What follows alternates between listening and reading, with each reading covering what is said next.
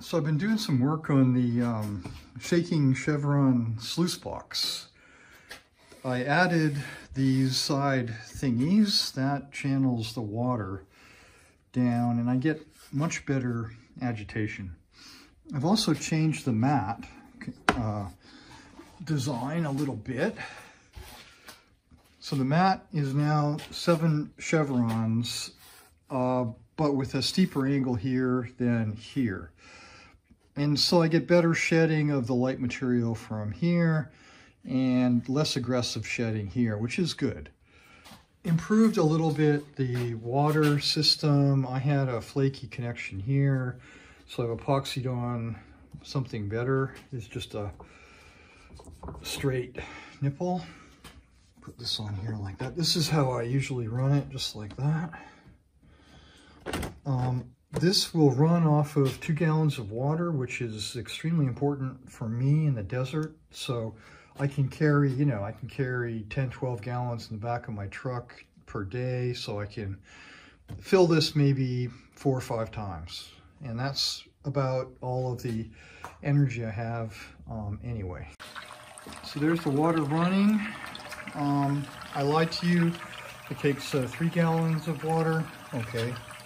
What it takes. I could make these tubs somewhat smaller, but I don't really think I want to. So I've taken 320 sandpaper and I've smoothed the surface.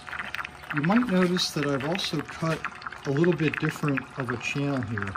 I went in with a 5mm diameter router bit, end mill, but then I took sandpaper and I rounded over the leading edge.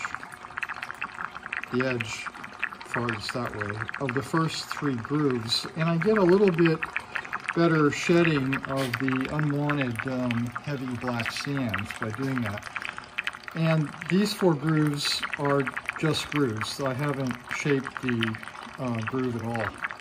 I'm running the pump at 12 volts, so it's a 12 volt aquarium pump. I don't know how many gallons per minute, but it's a nice fast flow that gives me a very high rate at which I can put material here, and we'll see that in a sec. The table takes about 25 watts with everything on, so my 5 amp hour battery at 18 volts, what's that, 90 watts? One battery will last, what, 3 hours? Something like that. You can also see, if I get the reflection right, you can see how the water flows over this thing. So here I've got about 1.5 kilograms of beach sand. I run this over and over again to test the system.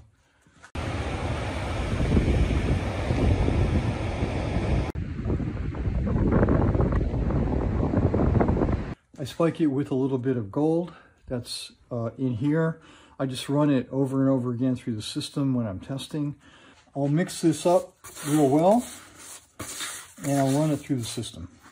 And I've got a completely clean, freshly cleaned system. So what we're going to do is I'm going to run this through. I'm going to take the material out of the grooves, and then I'm going to run the tailings back through.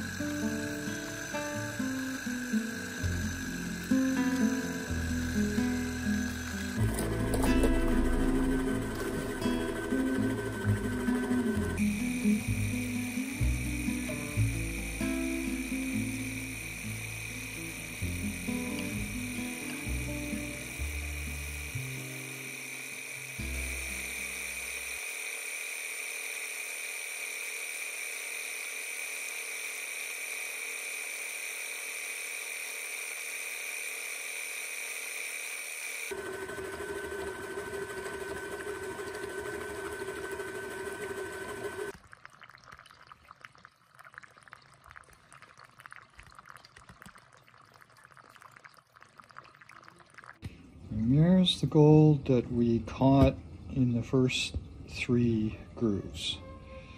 Of course, at the moment that doesn't tell you much because we got to analyze the tailings. So let's do the next 4 grooves and then we'll move on to do the tailings.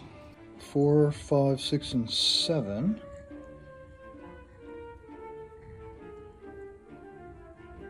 I just really see that one fleck. Okay, here's the tailings, all snuffered up, all grooves.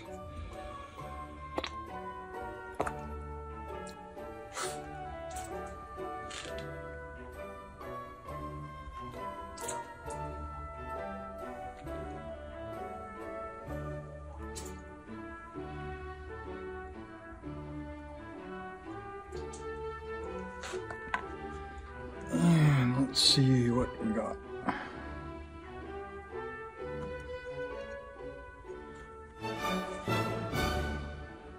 Yeah, I don't see much. I'll take a look under the microscope.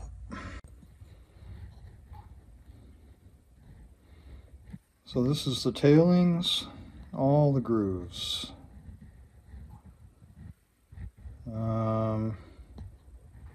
Not seeing very much. That's 2 specks there. Right. Well, we saw that the tailings really contained almost no gold whatsoever. So the quality of separation is excellent. I think that we're recovering 95+% of the very fine gold that I'm sending through it. And I see that over and over again every time I do the experiment, which I've done dozens of times now.